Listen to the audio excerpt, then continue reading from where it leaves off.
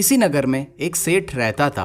उसके पास लाखों की संपत्ति थी, बहुत बड़ी हवेली थी, नौकर चाकर थे, फिर भी सेठ को शांति नहीं थी। एक दिन किसी ने उसे बताया कि अमुक नगर में एक साधु रहता है। वह लोगों को ऐसी सिद्धियां प्राप्त करवा देता है कि उसे मनचाही चीज मिल जाती है। सेठ उस साधु के पास गया और उसे प्रणाम करके कई निवेदन किए। महाराज, मेरे पास पैसे की कमी नहीं है, पर फिर भी मेरा मन अशांत रहता है। आप कुछ ऐसा उपाय बता दीजिए कि मेरा अशांत मन दूर हो जाए। सेठ ने सोचा कि साधु बाबा उसे कोई ताबीज दे देंगे या और कुछ कर देंगे जिससे उसकी इच्छाएं पूरी हो जाएगी, लेकिन साधु ने ऐसा कुछ भी नहीं किया। अगले दिन उसने सेठ को धूप में बिठाए रखा और स्वयं अपनी कुटिया के अंदर छाया में जाकर बैठ गया। गर्मी के दिन थे, सेठ का बुरा हाल हो गया। उसको बहुत गुस्सा आया, पर वह उसे चुपचाप पी गया। दूसरे दिन साधु ने कहा, आज तुम्हें दिन भर खाना नहीं मिलेगा। भूख के मारे दिन भर सेठ के पेट में चूहे कूदते रहे और अन्न का एक दाना भी उसके मुंह में नहीं गया। लेकिन उसने देखा कि साधु ने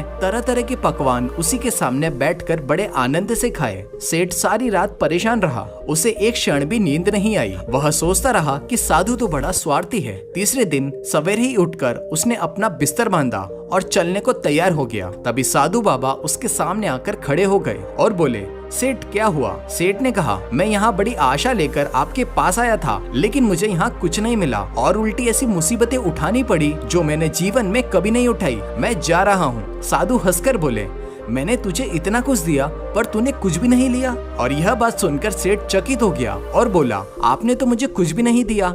साधु ने कहा, सेठ, पहले दिन मैंने तुम्हें धूप में बिठाया और स्वयं छाया में बैठा रहा। इसके जरिए मैंने तुझे बताया कि मेरी छाया तेरे काम नहीं आ सकती। जब मेरी बात तेरी समझ में नहीं आई तो दूसरे दिन मैंने तुझे भूखा रखा और मैंने अच्छी तरह खाना खाया। उससे मैंने तुझे समझाया कि मेरे खा लेने से तेरा पेट नहीं भर सकता। सेठ, याद रख, मेरी साधना से तुझे सिद्धि नहीं मिलेगी। धन तूने खुद अपने पुरुषार्थ से कमाया और शांति तुझे अपने ही पुरुषार्थ से मिलेगी। सेठ की आंखें खुल गई और उसे अपनी मंजिल पर पहुंचने का रास्ता मिल गया और साधु के प्रति कृतज्ञता व्यक्त करता हुआ वह घर लौट आया।